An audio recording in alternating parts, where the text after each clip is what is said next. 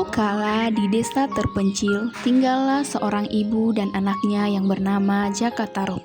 Jaka Tarub sudah ditinggal ayahnya sejak ia masih kecil. Suatu hari mereka sedang bertani di sawah.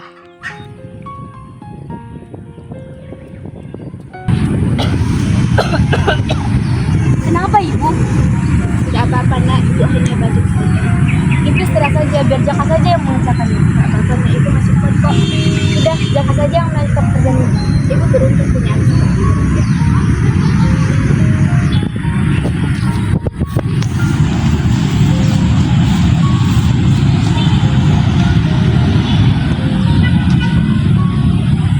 Ibu istirahat dulu di sini, Jaka akan melanjutkan pekerjaan Jaka. Baiklah nak. Jaka pun melanjutkan pekerjaannya dan tanpa disadari hari sudah semakin petang. Jaka! Ayo kita pulang, hari sudah petang. Baiklah bu.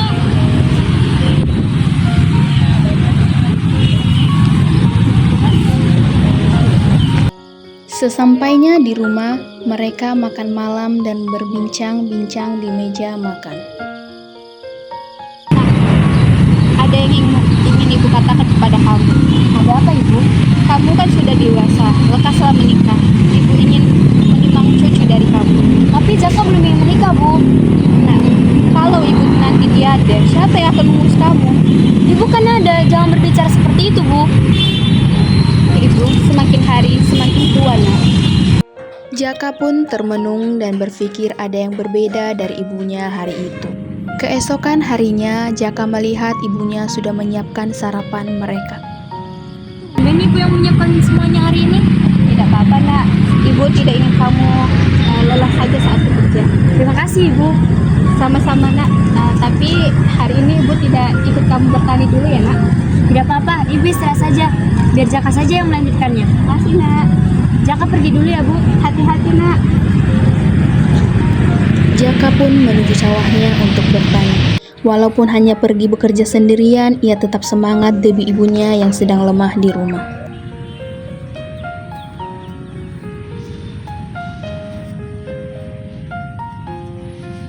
Andai saja dia jadi suamiku, aku pasti bahagia.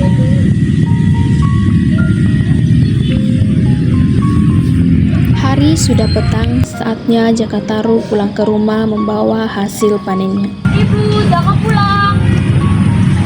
Ibu, kenapa rumah berantakan sekali? Ibu di mana? Ibu, ibu, ibu,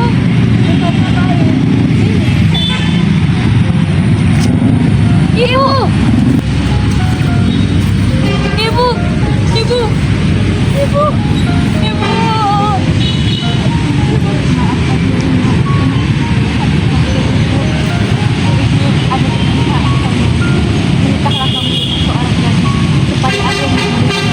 Ibu, jangan tinggalkan Joko. Ibu. Jaka Tarub menyesali perbuatannya yang telah membiarkan ibunya yang lemah di rumah sendirian. Ia kemudian menyendiri dan terlihat selalu murung. Di sebuah kayangan terlihat 7 bidadari cantik sedang meminta izin kepada ayah dan ibunya untuk pergi ke Mayapada di bumi. Wah, pagi ini cerah sekali. Matahari membangunkanku dari mimpi.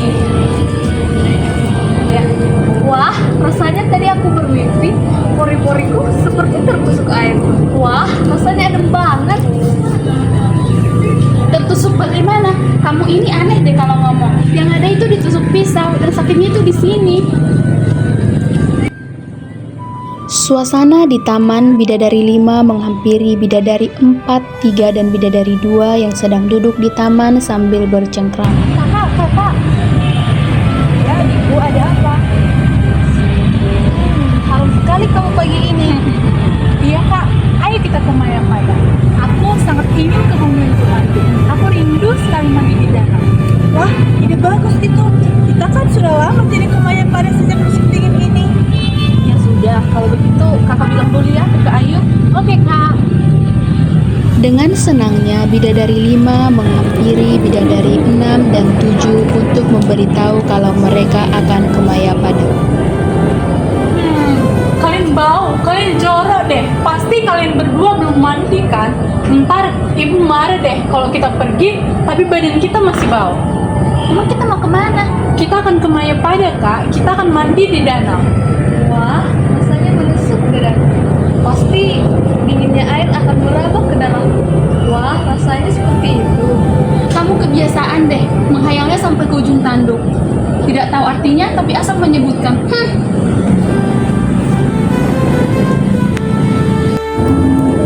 Kita kan akan ke Mayapada, kan? Ya, di sana pasti seru banget ya. Iya, aku juga udah rindu banget loh mandi di danau. Kalian ngomongin apa sih? Katanya kita mau ke Mayapada ya? Oh iya, Tapi kan kita tunggu izin dulu ke ayah dan ibu. iya sih, kita harus izin dulu. Dek, panggil kakak dong. Bentar ya kak. Katanya kita mau ke Mayapada. Kata siapa? Kata kakak itu. Ayo ke sana, Kak. Aku udah nggak sabar banget deh mau mandi di danau. Aku udah nggak sabar. Ada apa ini? Kak, ayo kita ke Mayapada. Kami rindu sekali ingin mandi di danau, Kak. Ya, Kak, ayo pergi sekarang. Oke sih, tapi tunggu dulu. Kakak harus minta izin dulu sama ayah. Kalau dibolehin ayah, baru kita pergi. Oke, adik-adik. Ibu dan ayah Bidadari tampak sedang duduk sambil berbincang-bincang di balik taman belakang. Mau makan deh. Hai, ada apa kalian semua kemarin itu? Jadi gini ayah, saya dan adik-adik ingin meminta izin untuk pergi ke Mayapada karena adik-adik dan saya sangat rindu untuk mandi ke danau. Pergilah. Tapi kalian harus ingat, saat trompet kerajaan berbunyi, kalian harus segera kembali ke sana. Baik ayah. Baik ayah, setelah trompet kerajaan berbunyi, kami pasti akan pergi. Ya, anak-anakku, hati-hati ya. Baik, Ibu. Suatu ketika, Jaka Tarub sedang di hutan untuk menghilangkan kepenatan sambil berburu makan siang. Tanpa disengaja, Jaka Tarub mendengar sayup-sayup suara wanita. Sepertinya aku udah mendengar suara wanita.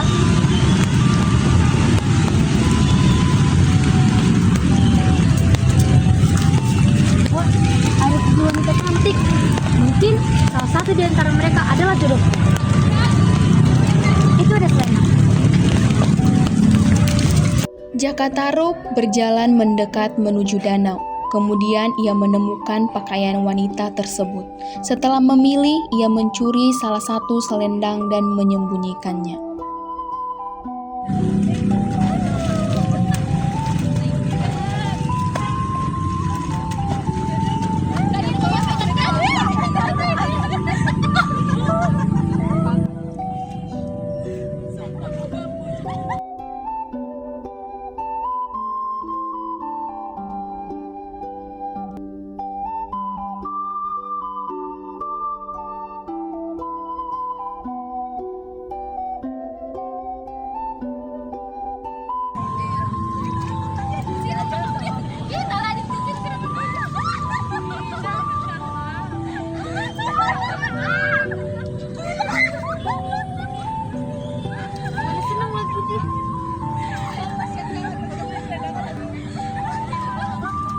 Terompet kerajaan dari kayangan berbunyi.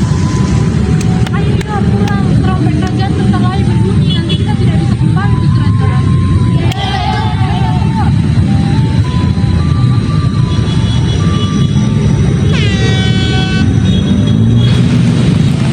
Cepat adik-adik, kita harus kembali ke kayangan. Ayah sudah memanggil kita. Baik, Kak. Mana selendang Arjuna Mula? Kak, selendangku mana? Bagaimana ini? Padahal tadi selendang adiknya Wulan ada di sebelah selendangku. Aku tidak bisa kembali tanpa selendang itu. Bagaimana ini? Aku juga dari tadi sudah mencarinya tapi tidak kunjung ketemu Kak. Aku juga sudah mencarinya di sekitaran sini, namun tidak dapat juga, Kak. Aduh, bagaimana ini? Kita tidak dapat terus-terus berada di Mayapada. Kita harus kembali ke kayangan. Tapi Kak, bagaimana dengan aku di sini? Kita pasti mau berada di sini. Tapi Kak, aku nggak mau. Kami tidak bisa berkata apa-apa. Kami harus kembali ke kayangan. Jagalah dirimu di sini dan kami akan pergi. Mari kita pergi. Kakak.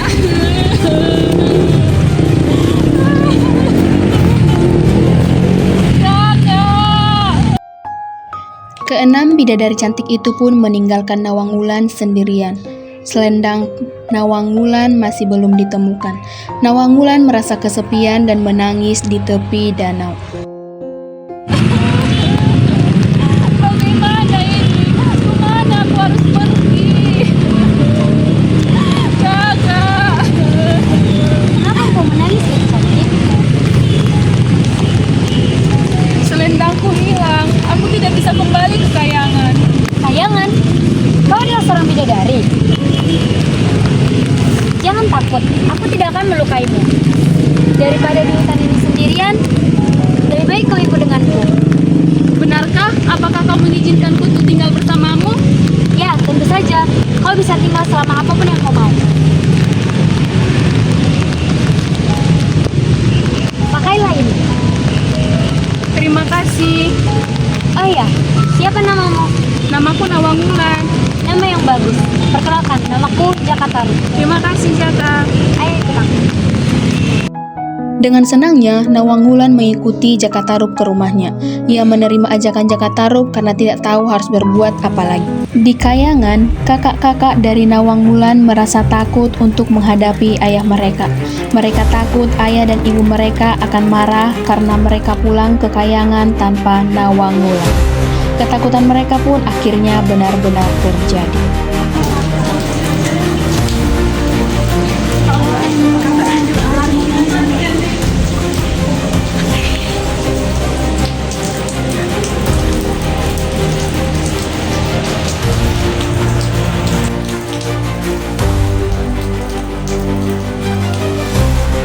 Kemana kalian Nawang Wulan?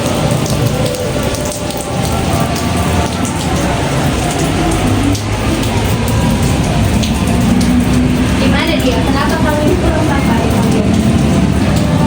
Maafkan kami, ayah ibu. Adik Nawang Wulan tidak dapat kembali ke kayangan karena selendangnya hilang. Iya ibu, kami sudah mencari selendangnya tapi tidak ketemu. Ayah kecewa pada kalian. Sudahlah, jangan menyalahkan mereka. Mungkin sudah takdir Nawang Wulan untuk tinggal di Mayapada. Apa yang harus kita lakukan untuk Nawang Wulan? Mungkin sudah takdir Nawang Wulan untuk tinggal di Mayapada. Jadi kita tidak harus melakukan apa-apa saja. Berdoa sajalah supaya dia tidak mengalami penyakit buruk kembali.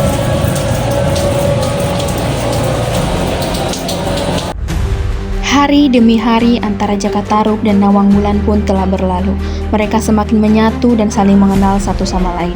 Akhirnya mereka memutuskan untuk menikah. Tapi ada beberapa pihak yang tidak suka dengan pernikahan mereka. Aku benci sekali dengan pernikahan mereka. Aku juga sama halnya dengan kamu. Bagaimana pernikahan dengan satu pernikahannya? Tapi apa rencanamu? Kamu harus membantu aku mendapatkan Jaka. Boleh saja, tapi apa imbalannya yang akan aku dapatkan? Sebagai imbalannya, aku akan membantumu mendapatkan Nawang Wulan. Baiklah, aku akan melakukannya.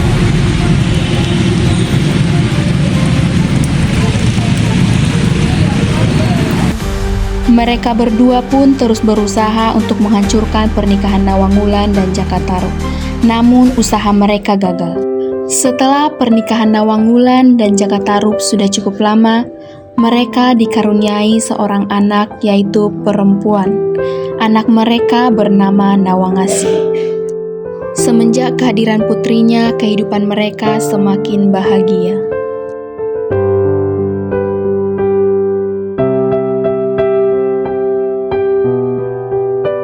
Setelah putri mereka beranjak dewasa, permasalahan antara Jaka Tarub dan Nawang Wulan pun semakin bertambah. Terusiklah rasa ingin tahu Jaka Tarub tentang Nawang Wulan karena hasutan Arya dan kedua teman Jaka Tarub yaitu Bayu dan Indra. Indra, bagaimana dengan ladangmu? Ladangku juga sakit. Ya, sama seperti ladangku. Ladangku juga baik bersih. Jaka, apa kamu tidak curiga pada istrimu itu? Apa maksudmu? Istrimu kan tidak pernah membiarkanmu untuk melihat bakulmu yang tempatnya menanak nasi. Iya, itu memang benar. Lalu, apa masalahnya?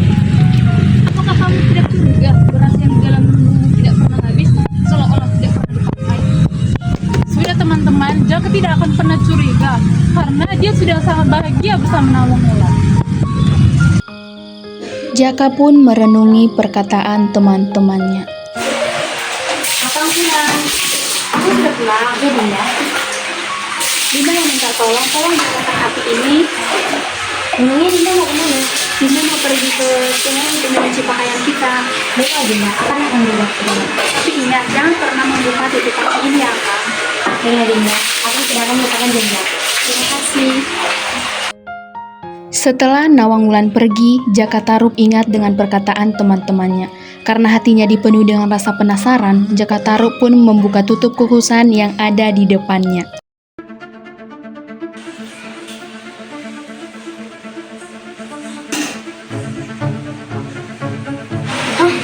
Dinda Nawang Wulan hanya memasak setangkai padi selama ini. Pantas saja padi di lumbung tidak habis-habis. Bilang, sedang apa kau kan? Aku tidak sedang apa-apa Dinda. Aku harus pergi, ada pekerjaan yang harus akan selesaikan di ladang. Baiklah. Setelah Jaka pergi, Nawang Wulan pun membuka isi kukusannya. Taulah ia bahwa suaminya telah membuka kukusan itu hingga kesaktiannya hilang. Sejak saat itulah Nawang Wulan harus menumbuk beras untuk dimasak, seperti wanita pada umumnya, karena tumpukan padinya terus berkurang. Suatu hari, Nawang Wulan menemukan selendang bidadarinya yang terselip di antara tumpukan padi. Taulah ia bahwa suaminya lah yang menyembunyikan selendang. Apa ini?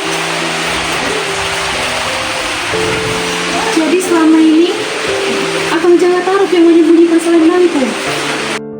Setelah mengetahui kebohongan itu, Nawang Wulan pun memutuskan untuk kembali ke kayangan.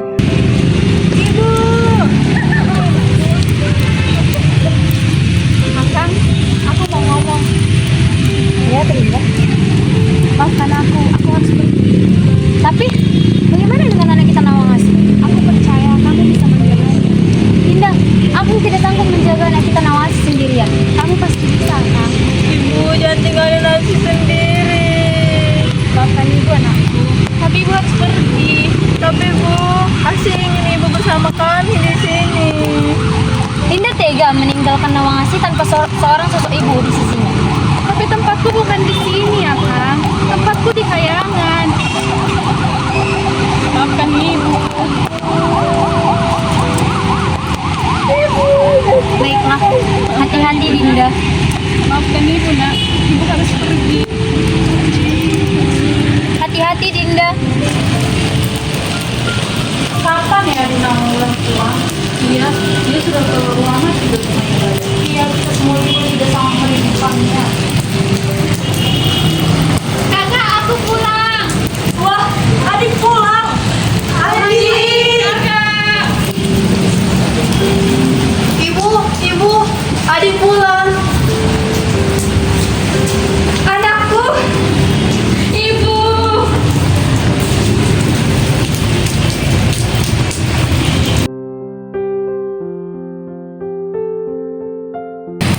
Ibu, aku ingin mengatakan sesuatu. Ada apa itu anakku? Aku ingin minta izin lagi kembali ke Mayapada. Baiklah, tapi jangan lupa balik untuk kekayangan ya anakku. Baik Ibu, terima kasih Ibu. Aku pergi dulu. Hati-hati anakku. Iya ibu, dadah.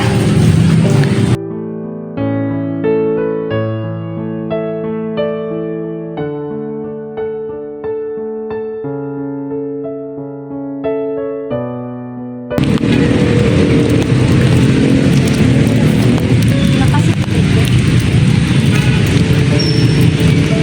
Ibu, Dinda.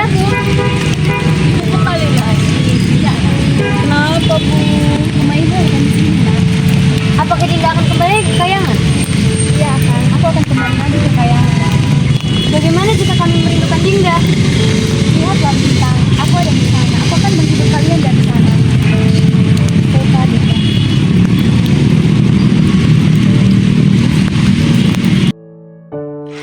Nawangwulan pun kembali ke Kahyangan meninggalkan Jakatarup dan anaknya. Sejak saat itulah Jakatarup dan anaknya selalu menatap rembulan di malam hari untuk mengenang Nawangwulan.